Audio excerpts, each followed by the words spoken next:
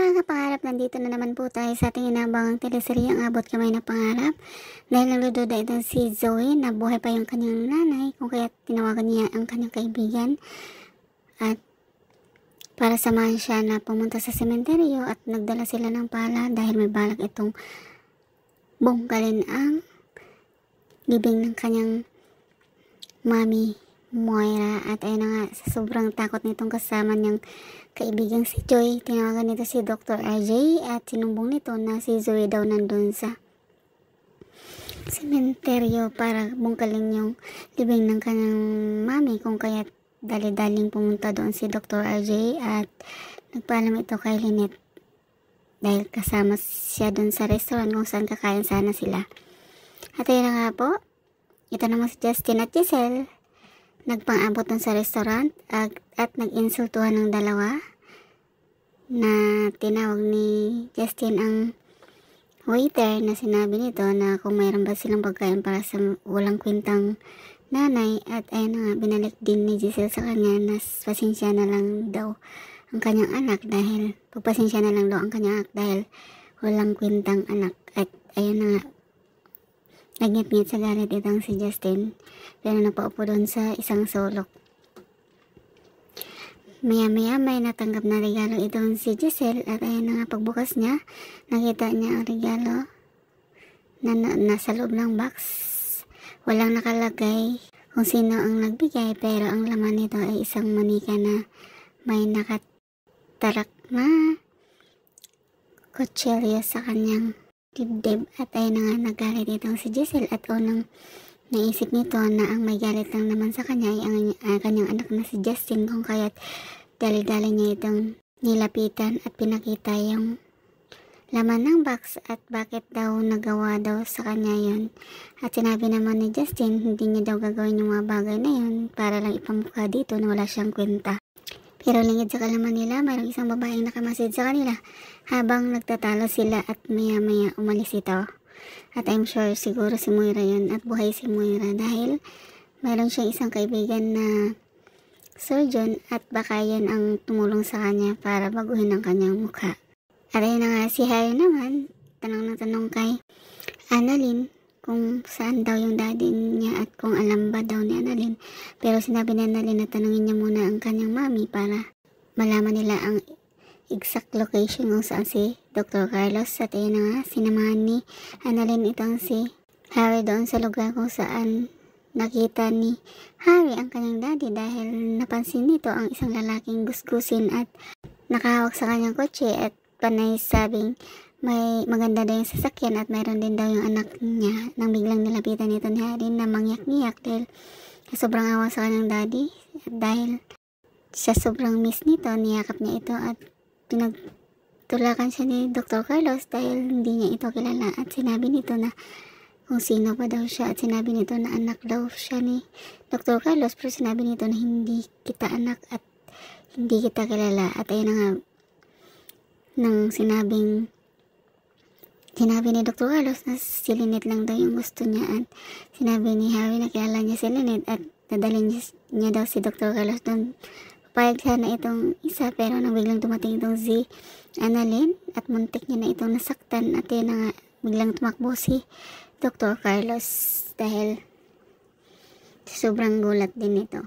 At ayun na nga, ito namang si Zoe nadatnan ng isang gwardiya na nagbubungkal doon ng lupa doon sa libing ng kanyang mami at inawat siya nito at sinabihang paano siya nakapasok doon sa lugar, kung kahit nahampas niya ng pala ang security guard at patakbo itong si Zoe nang biglang nadatnan niya ang kanyang daddy kasama yung si Joy na kaibigan niya. Galit itong si Zoe dahil nagsumbong pa daw itong si Joy sa daddy nito.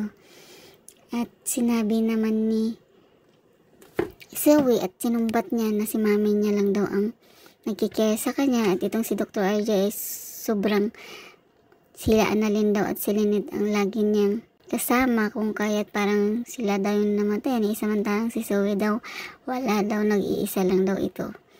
At sa sinabing iyon sinabi nito na sana si Dr. RJ na lang daw yung namatay at sa sobrang galit ni Dr. RJ at pagkabigla nasampal niya itong si Zoe pero biglang nagsorry din ito dahil syempre nagsisisi siya kung bakit nasampal niya ang kanyang anak.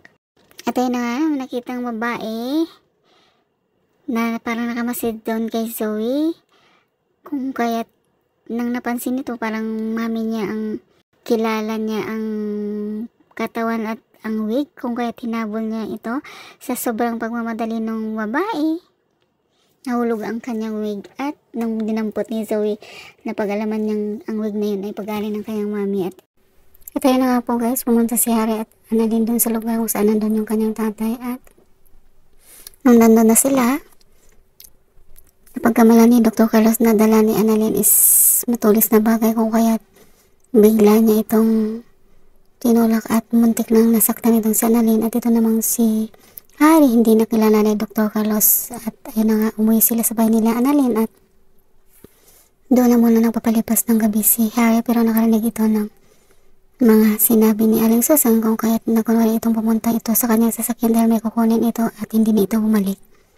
At pumunta pala ito sa lugar ng kanyang daddy at nagtanong-tanong kung nakita ba ng mga tambay ang kanyang daddy doon.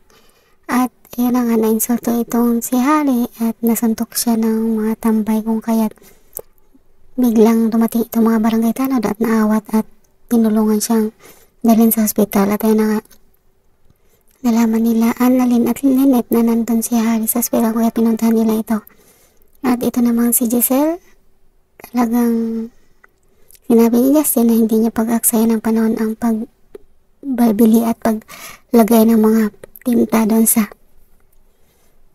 manika na yon, kung kaya parang nagdadalawang isip itong si Justin na parang may something. Ito namang si Zoe dahil nahabol niya yung babae at nahulog yung wig. At nung dinampot niya ito, napag-alaman niya sa mami niya yung wig na yun, kung kaya winto niya ito sa kanyang kaibigan at parang ayaw din maniwala yung kanyang kaibigan, kung kaya pinunta niya yung doktor na bumisita doon sa libing o nakipaglamay doon sa libing sa kanyang mami. At tinanong niya ito kung may alam ba ito sa transaksyon ni mami niya o may ginawa ba siyang transaksyon sa kay mami niya, dahil parang duda niya buhay pa daw ito at baka ito yung dahilan ng pagbabagong anyo ng kanyang mami o ibang tao yata siguro ang nailibing na paglamayan doon at hindi yung katawan ng kanyang mami. Yun ang nasa isip ni Zoe. At ayun na nga guys, ito namang si Harry, si Aling Susan ang nag-volunteer na mag-serve doon sa kanya dahil siya din ang dahilan kung bakit nabugbog ito dahil sa kanya mga pinagsasabi. At ayun na nga, ito naman si Dr. Lindon, ayun, parang may silos na si Annalyn mismo yung tumulong kay Harry o nag-aasikaso minsan. At ayun na, duda din ito si Dr. Lindon na parang nagpabaliw-baliwan lang ito si Dr. Carlos, pero gulat si Annalyn nang biglang narinig yung boses ni Dr. Carlos. Pumunta ito sa ospital at panay banggit na pangalan ni Lynette. At ayun na nga, tumawag si Annalyn ng guard at sabi niya na tumawag ng mga polis, pero itong doktor na kasama ni Annalyn biglang nagpambuno sila ni Dr. Carlos at tumakbo ito. At nasa labas na ito, nakita siya ng guard at ayun na nga, hinabol siya ng guard at hinarang. Pero naisipan ni Dr. Carlos na umakit sa poste. At ayun na nga guys, sabangan niyo ang masusunod na kabanata. Please don't forget to like, subscribe, and press the bell button for you to notify you on my next video. Thank you so much guys and bye!